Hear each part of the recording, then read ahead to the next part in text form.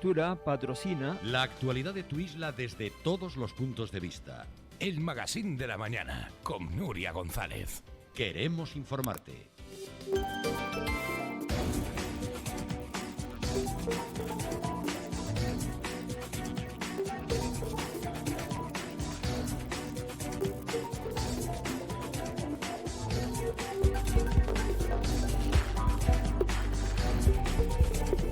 Bueno, estamos de vuelta, 50 minutos sobre las 8 de la mañana. Bienvenidos, bienvenidas a todos aquellos que nos siguen a través de la FM, la radio de toda la vida, la TDT, y también cada tarde a través de la televisión en Mírame TV, la televisión de Fuerteventura. Tenemos que hablar en pleno mes de julio, en la segunda quincena del mes de julio, cuando normalmente estaríamos hablando de reservas, de previsiones, de buenos datos, de esta lacra con la que sigue viviendo Fuerteventura y no está exenta por el hecho de ser meses estivales, meses de llegada de turistas. Hablamos de la emigración, de también las vidas que se están perdiendo, de las muertes en las costas, que la semana pasada dejaba de nuevo dos víctimas que sabemos, una de ellas, una niña, una menor de 4 años. Está con nosotros hoy María Greco del colectivo Entre Mares. Bienvenida. Hola, buenos días. Ustedes hoy a las 12 de la mañana van a volver a salir a la calle para visibilizar que esto no solamente no ha reducido las cifras, María, sino que estamos encallados en la misma postura, la falta de recursos, la falta de una política que gestione esto, la inmigración. Bueno, la evidencia son las muertes, ¿no? Que no dejan de morir personas aquí enfrente de las costas de Fuerteventura y de toda Canarias. Una política migratoria de la Unión Europea que dicta la Unión Europea y que España, como el resto de países de la Unión, acata religiosamente, y Canarias también, que hacen que mueran las personas en el mar, ¿no? La política migratoria no ha cambiado susceptiblemente y cada vez que cambia, las personas que trabajamos en este ámbito y que llevamos mucho tiempo en este ámbito, vemos que el cambio es a peor, ¿no? Mayores restricciones, blindaje de fronteras, muchos recursos al control fronterizo y pocos recursos a la acogida, a una acogida digna, y pocos recursos en origen, ¿no? Entonces, esa es la realidad en la que llevamos viviendo más de 30 años, ¿no? Entonces, pues no tiene previsiones de cambiar, y de si lo hace va a cambiar a peor. Y el caso es que siguen muriendo personas y ya no importan las cifras, porque es igual que digan que el año pasado murieron 2.000, que las ONGs digan que murieron 4.000, que este año llevemos 200 o 300, que sean niños y mujeres, que es lo mismo. Hay una insensibilidad generalizada, pero sobre todo en los representantes políticos es como un desinterés absoluto, ¿no? de ese drama, porque no es ni una crisis migratoria, es una crisis humanitaria. Es decir, en el ámbito político, tanto en la Unión Europea como acá, es indiferente que las personas se sigan muriendo. No, es una total indiferencia ante este hecho, porque es posible, ¿no? Cualquier político que diga que no se pueden parar las muertes en el mar es que no está siendo sincero y no está teniendo en cuenta la prioridad que son la vida de las personas y sobre todo de las personas pobres. El colectivo Entre Mares, desde su nacimiento y más atrás, porque ya esas personas que están integradas en el colectivo ya formaban parte de ONGs que ayudaban, ha venido a suplir las carencias que no tenemos con la administración pública. Yo yo creo que el servicio, sobre todo Entre Mares y el servicio SAIN, que es el servicio de atención a la población migrante, es el único no solamente en Fuerteventura, sino en toda Canarias, ¿no? De estas características. Nosotros no solamente recibimos llamadas telefónicas y consultas de Fuerteventura, sino que estamos recibiendo consultas de Lanzarote, de todo el resto de las islas, ¿no? Menos creo que del Hierro, La Palma, La Gomera hemos llegado a recibir alguna. Del resto de las islas recibimos consultas, gente que nos llama. Entonces, la necesidad de la orientación y de la información es cada vez mayor, sobre todo por la contaminación en la información y la utilización de las medidas que se anuncian desde el gobierno en relación con la inmigración, que luego son dadas la vuelta por otras organizaciones con intereses, por supuesto.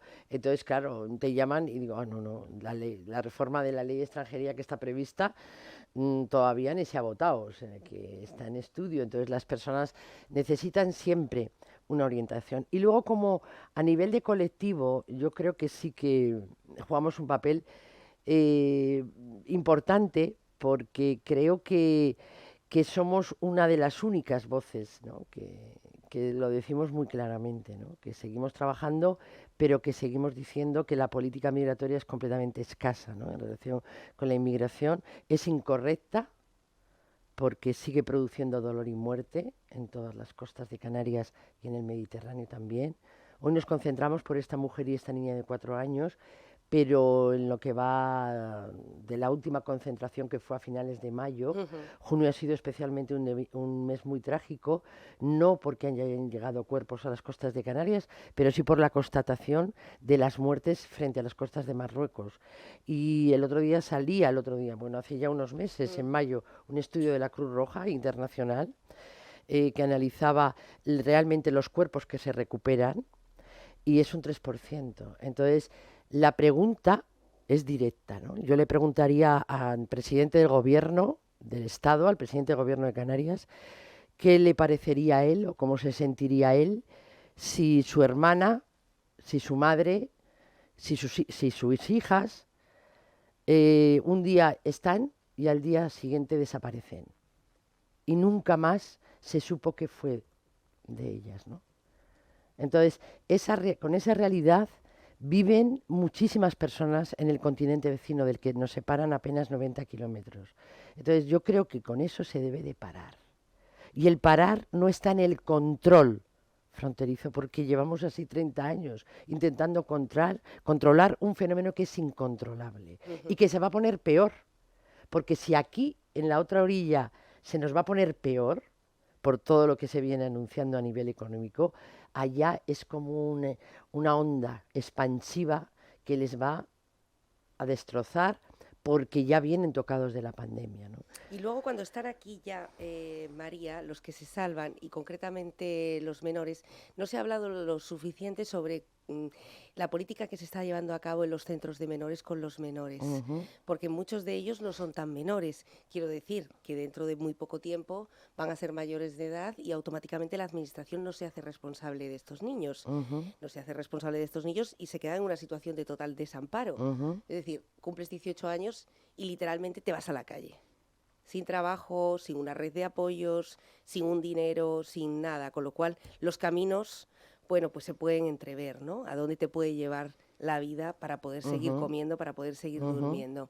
¿Qué se está haciendo en ese punto? Ha habido una reforma del reglamento de la ley de extranjería que no ha estado mal. Lo que pasa es que yo creo que siempre en el ámbito migratorio, al menos es la constatación que tenemos, ¿no? Desde los años que llevamos 20 años en esta cuestión, es que siempre se queda, ¿sabes? Decir, voy a ver si mejoro un poquitito, pero no del todo, ¿no? Entonces sí que ha habido una reforma del reglamento que autoriza, ¿no? Antes tenían que la tramitación de las autorizaciones para trabajar de los menores no acompañados, de estos chiquillos y chiquillas, requería de una tramitación mucho más larga y mucho más farragosa, ¿no? Ahora es más sencillo y se les puede habilitar a trabajar a partir de los 16 años. Pero claro, no solamente trabajar, que sí, porque es una vía importante el acceso al mundo laboral, pero yo creo que falta todavía realizar ese acompañamiento, ¿no? Es decir, todos y todas tenemos la constancia de que hay hijos y que tenemos hijos y hijas que no porque cumplan 18 años ya, vamos, se han realizado completamente, son independientes y no van a necesitar a su madre o a su padre o a quien sea, ¿no? Entonces, eso es lo mismo, es decir, la maduración en el ámbito profesional y humano de una chiquita y de un chiquito de acá es la misma que en África, ¿no? Entonces, o cualquier otro lugar del mundo. Entonces yo creo que se sobrevalora las posibilidades que pueden tener estos chicos y estas chicas de poder salir adelante, ¿no? Entonces yo creo que es mucho más necesario, o todavía hay que completar ese paso, ¿no?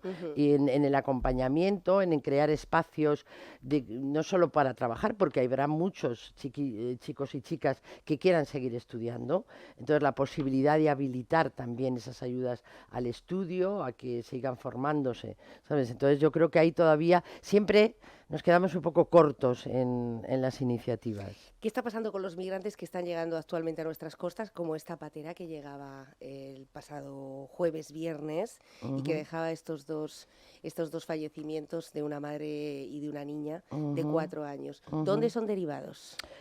Hombre, primeramente tienen que cumplir el reglamento de la ley de extranjería, que es el control de las 72 horas para su filiación y también para el análisis sanitario que tienen que pasar todas las personas que llegan, y posteriormente están siendo, suponemos, porque claro, yo no sé si alguna ONG privilegiada tendrá la información, pero nosotros no, la comunicación que desearíamos que fuera fluida, pues no lo es, no sabemos por qué.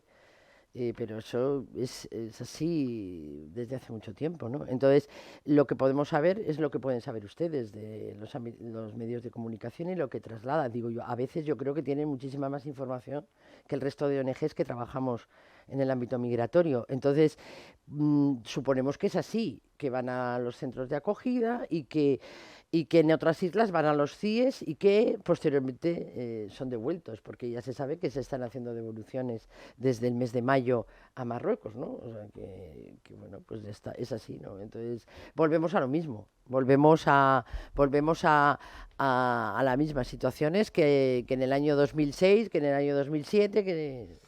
Hemos pasado durante esta pandemia por, creo, las imágenes más terroríficas de campamentos en Canarias, ¿no? Con personas muy hacinadas, con auténticos aislamientos en zonas, con el tirón de orejas de 3 ONGs, amén de la que tenemos en Canarias, lógicamente, pero han tenido que venir de fuera, ha tenido que entrar el defensor del pueblo, esa nave del queso, esa nave del terror, y hay que llamarlo así, con personas que prácticamente vivían entre sus propios, pues entre su propia orina, y hemos tenido vídeos y lo hemos tenido que reflejar en este medio.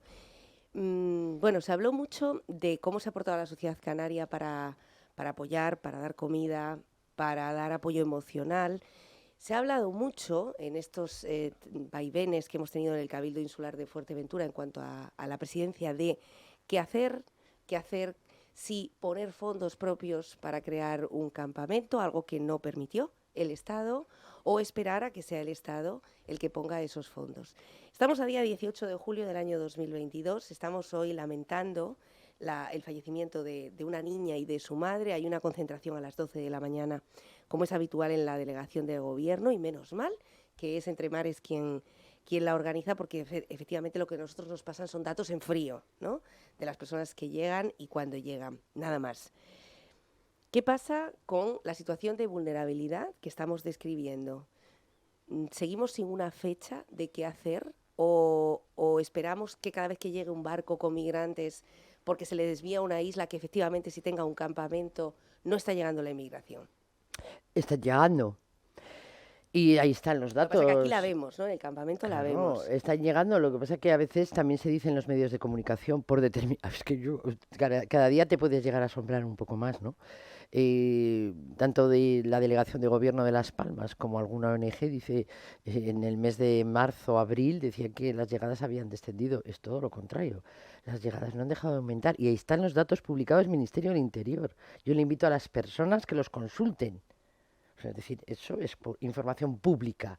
Llegada de embarcaciones y llegada de personas a Canarias, desde el 1 de enero hasta el 18 de julio de 2022. Que las consulten y ahí verán cuántas personas han llegado y cuántas embarcaciones, cuántas más y cuántas menos respecto del pasado año. La vulneración, claro que estas personas son vulnerables, y mucho más las mujeres y las niñas, porque estamos exigiendo desde hace también mucho tiempo que se establezcan protocolos particulares, porque no es lo mismo la situación del viaje de mujeres y niñas que la de hombres. Y la inmigración desde el continente africano cada vez va siendo más de mujeres que de hombres. Es decir, los hombres siguen viniendo, pero vienen muchas mujeres y vienen muchos menores y chicas, niñas y niños, y bueno, y hasta bebés y niñas y niños que mueren por el camino, ¿no? La vulnerabilidad es evidente, pero por el momento no sabemos si se están aplicando esos protocolos. La realidad es que muchas de estas mujeres en estos viajes está constatado por todas las organizaciones no gubernamentales que trabajan en el ámbito migratorio, por todas, de que sufren abusos extremos en estos viajes, y las demandas de protección internacional en eso no se nota, ¿no? O que han sido víctimas de organizaciones de trata, etcétera, ¿no? Entonces, ahí está, hay como una contradicción entre lo que queremos y decimos y la realidad en la que vivimos. Entre Mares se concentra, sinceramente yo creo que ya no para denunciar, que también, pero fundamentalmente para recordar, ¿no? No puedes, es decir, todos los muertos y todas las muertes importan, ¿no? Es decir, no nos importan todas las muertes, todas y cada una de ellas, ¿no? Entonces, es una manera de decir, nosotros vamos a seguir acá, mientras sigan llegando personas muertas a las costas de Canarias, nos vamos a concentrar para trasladarles nuestro pesar a las familias, para tenerlos en la memoria, para rendirles un homenaje a la valentía y a la honestidad y al coraje de ser capaz de atravesar ese mar para mejorar su vida y la de sus seres queridos, ¿no? Porque esos viajes es para eso, es para mejorar. O sea, yo no me voy de mi lugar porque me apetece hacer turismo, ¿no? Para eso cogería un avión, pero yo no puedo coger un avión porque no me van a dar un visado porque no tengo el dinero suficiente para pagarlo, ¿no?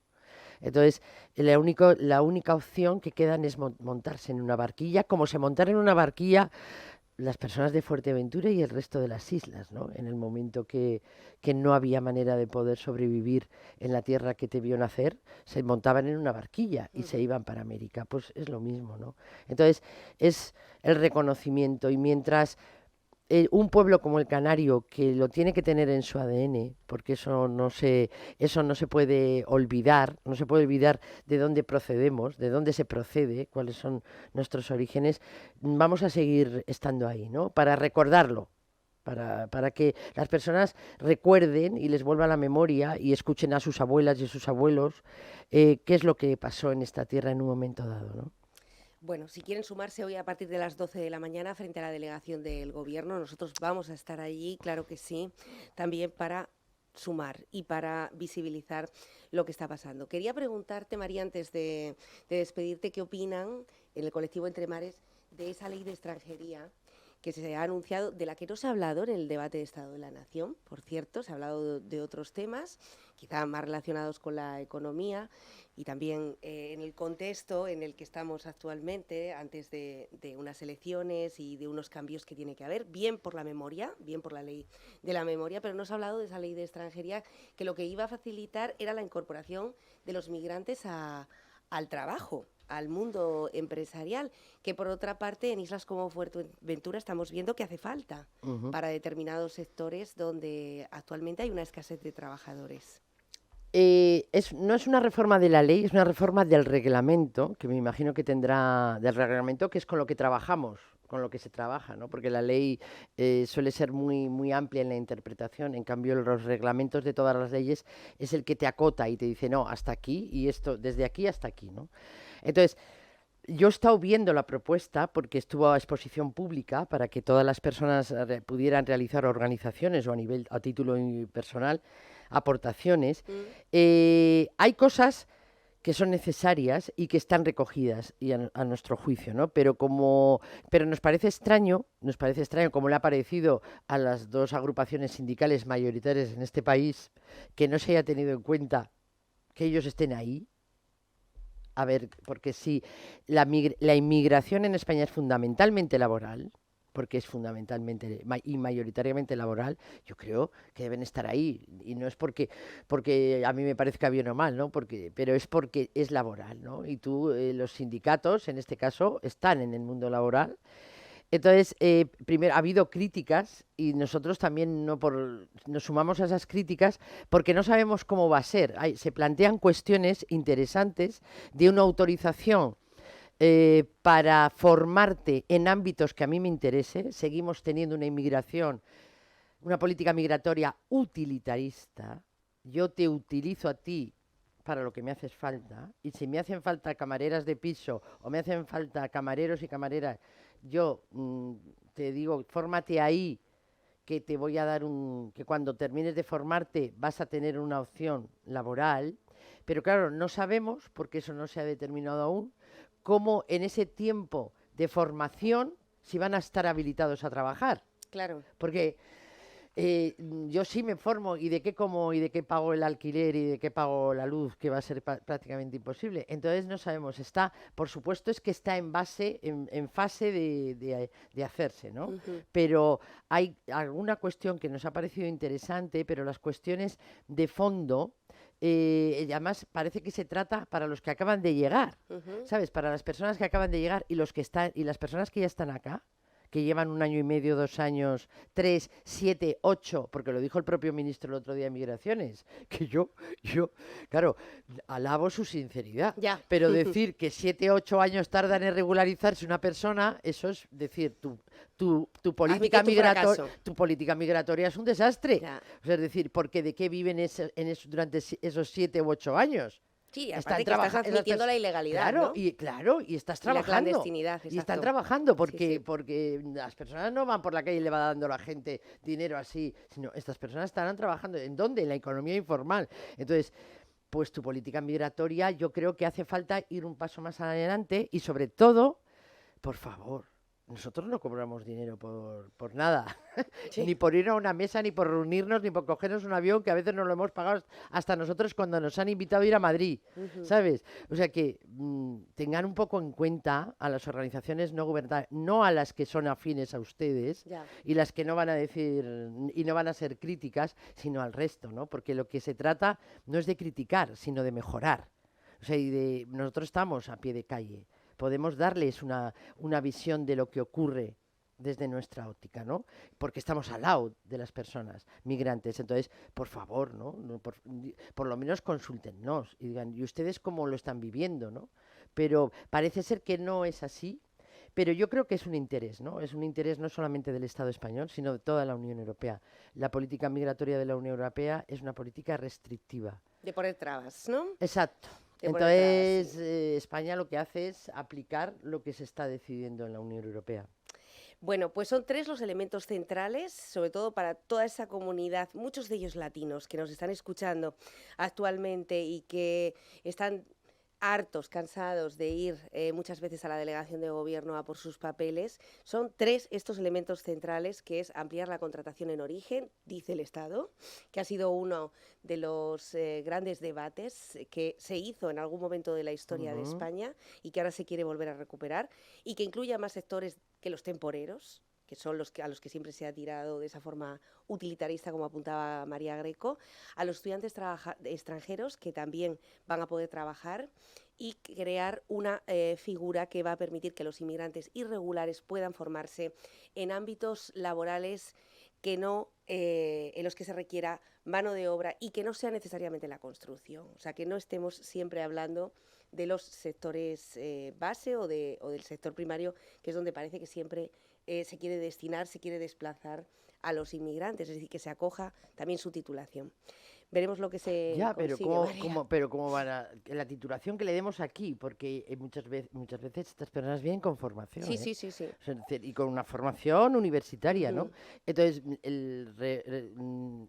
homologar esas titulaciones es prácticamente imposible. Sí. Mientras permanezcan en la irregularidad. Entonces, la pregunta es, ¿qué va a hacer el gobierno con las 500.000 personas que están en situación administrativa irregular en este país? ¿Por qué no ha optado por una regularización extraordinaria? que es lo más, o sea, es decir, vas a contratar en origen teniendo aquí a 500.000 personas en situación administrativa irregular. Pues es que no lo sé, ¿sabes? Es una cuestión de decir, bueno, pues primero vamos a solventar Lo que la tenemos, situación de las personas que están, que además se les supone que ya tienen un cierto arraigo, porque si, como decía el ministro de Migraciones, llevan 5, 7 años o 8 años, suponemos que ya están más integraditos, o integraditas, con muchas comillas, en la sociedad española, ¿no? Por lo menos la conocen. sí. Entonces no lo sé, no sé a qué responde. Yo creo que responde a otras cuestiones que no son meramente la de salvaguardar los derechos de las personas y de darle una acogida digna, ¿no? Sino que hay otras intenciones ahí claramente manifiestas, como hemos dicho antes, utilitaristas, ¿no? De yo vente aquí para cuando yo te necesito y en las condiciones en que yo establezco, ¿no? Entonces yo creo que eso es la política migratoria de siempre, Sí. no de ahora, sino de siempre. Bueno, fíjense si hay urgencia ahora mismo en Europa, que parece ser que a pesar de que tenemos unos datos preocupantes con respecto a la inflación, respecto a la economía y todo este contexto de guerra relacionado con la materia prima, con los carburantes y el coste de la electricidad, sin embargo, en el último informe europeo económico sí se ha reflejado que hay una carencia de teleoperadores, desarrolladores de software, conductores de vehículos de reparto o incluso representantes comerciales. Por supuesto, construcción, hostelería, campo y transporte siguen siendo los sectores donde sigue haciendo falta mano de obra. Es un tema que hemos hablado con la Asociación de Empresarios de Canarias y también con representantes del Parlamento de Canarias. Hace falta mano de obra en Canarias, no tenemos que irnos mucho más lejos y lo están viendo en el propio sector de la hostelería. O sea que vamos a ver si esta ley se tramita por la vía urgente, si se consigue y se puede solucionar la vida al menos de estas personas que están en este limbo. María Greco, nos veremos a partir de las 12 de la mañana Muy hoy. bien. Gracias por estar con nosotros. Gracias a ustedes siempre. Gracias. Buen día. Hacemos una pausa y volvemos. Como les decíamos en sumario, nos vamos a ir hasta el Museo Arqueológico de Betancuria. Hablaremos con Isidoro Hernández.